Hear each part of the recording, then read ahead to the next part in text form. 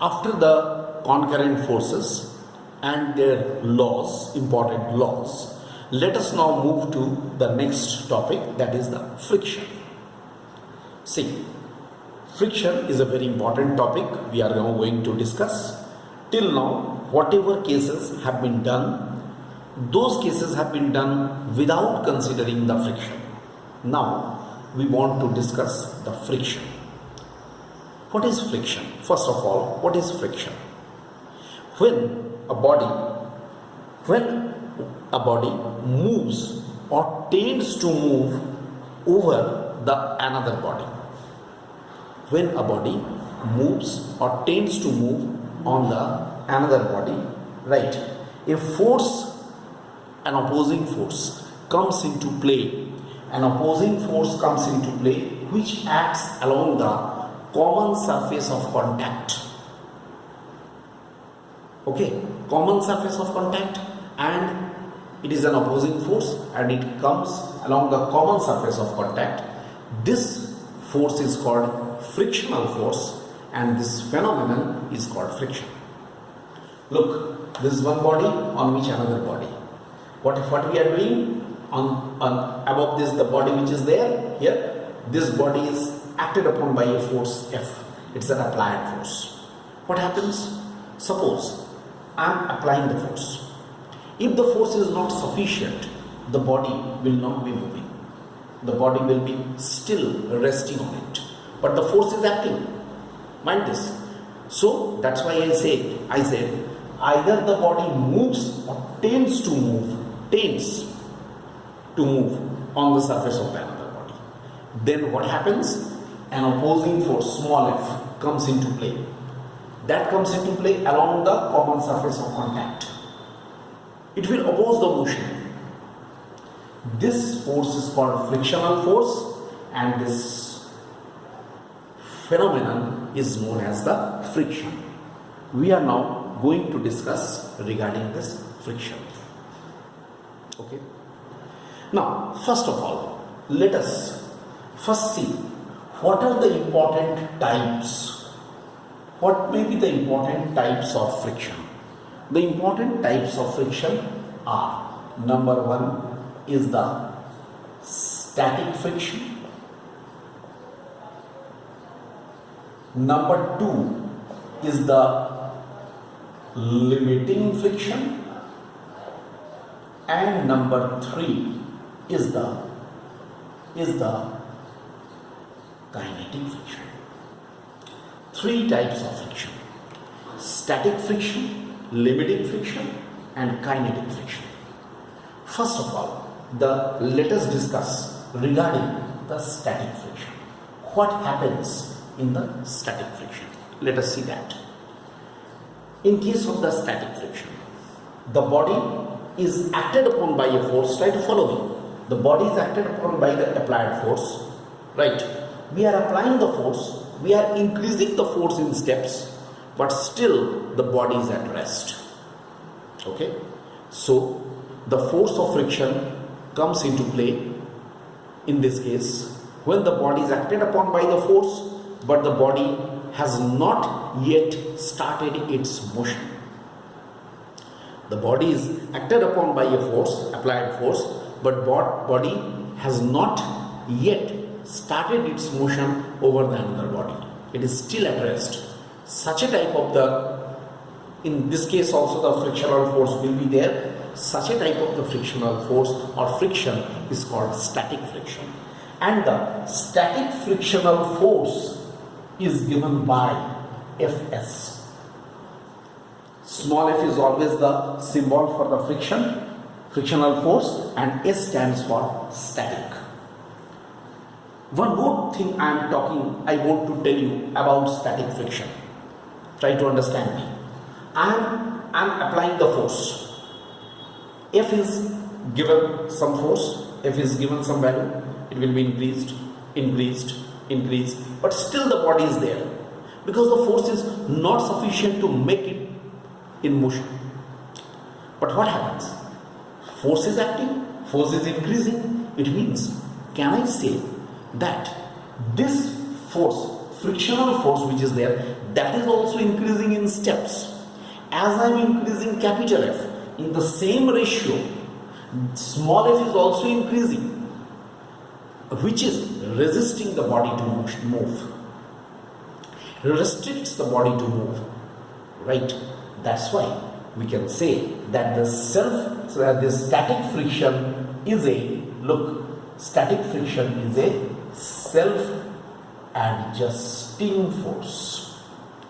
It's a very important point that the static friction is what? It is a self-adjusting force. Self-adjusting. खुद ब खुद अपने आप को adjust कर रहा है. I am increasing the value of F, but it is also increased in the same ratio. In other words, you can say it is restricting. It is preventing the body to move. Okay. That is why we can say static friction is self-adjusting. Then we are coming to limiting friction. Suppose what happens? I am increasing the applied force. Follow me? I am increasing the applied force. Body is in motion, at rest, increasing and increasing. A stage will come when I am giving such a force that the body is just about to move. The body has not started its motion yet. It is just about to move. Right? That is called the limiting friction. But mind this, in the case of the limiting friction, still the body has not started its motion yet. But it is just about to move. You can say it is a critical stage, so that if I increase the applied force slightly, it will start moving. In that case, static friction will assume its maximum value. That's why here limiting friction is given by the symbol Fs. Here I write max. Maximum static friction. Maximum static friction is the limiting friction. That means limiting friction is coming into play when the body is just about to move on the surface of the another body, but the motion has not yet started. Then we are coming to kinetic friction. After that, what happens? After this stage of the limiting friction, what happens? If I increase the force F a small bit, the body will start its motion. It start moving on the surface of the another body. Its motion will start. Then the frictional force which will be there, that is called limiting friction. That is called kinetic friction. Kinetic friction will come into play when one body starts moving on the surface of the another body. Alright, that is called kinetic friction, which is indicated by Fk. K stands for kinetic. These are the three major types of friction or frictional forces. If I draw a graph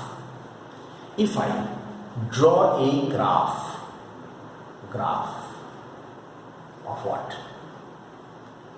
Small f versus capital F.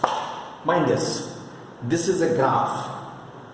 This is a graph drawn with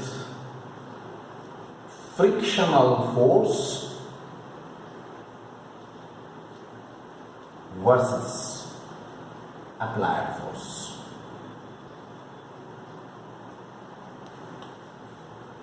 Then the graph will be of this type. Look, I first tell you the nature of the graph. I first show you the nature of the graph. Just look at the graph properly. The graph is like this. First of all, capital F, here everything is clear. Capital F is increasing. Small f is also increasing. Right? This is showing the case of the static friction, because it shows here the frictional force is self-adjusting. जैसे जैसे मैं f को increase कर रहा हूँ, उसी ratio में small f भी इंक्रीज होता जा रहा है, सेल्फ एडजस्टिंग हो रहा है. करते हुए this is the maximum. This peak, you see this peak. This peak is actually here. This is what? Fs. max. It is the limiting friction. And then this is the kinetic friction. I have leveled the graph. Just you see, I have leveled the graph. Leveled the graph like this. It is the static friction, this one, because it is showing that self-adjustment is taking place. Capital H जैसे जैसे increase कर रहा है, small m increase कर रहा है. After that, it is coming to the peak, maximum value of the static friction. That is the kinetic friction. After that, it drops, and then it becomes horizontal. This is the kinetic friction. Here is the kinetic friction. Obviously, if you just drop, this is the kinetic friction. These are the important stages. Now, definitely, you may have some curiosity in your mind that why it is so that self-adjusting force is fine, it's straight, but why it is coming to a peak and after that again it is become straight like this, constant? Why it is so?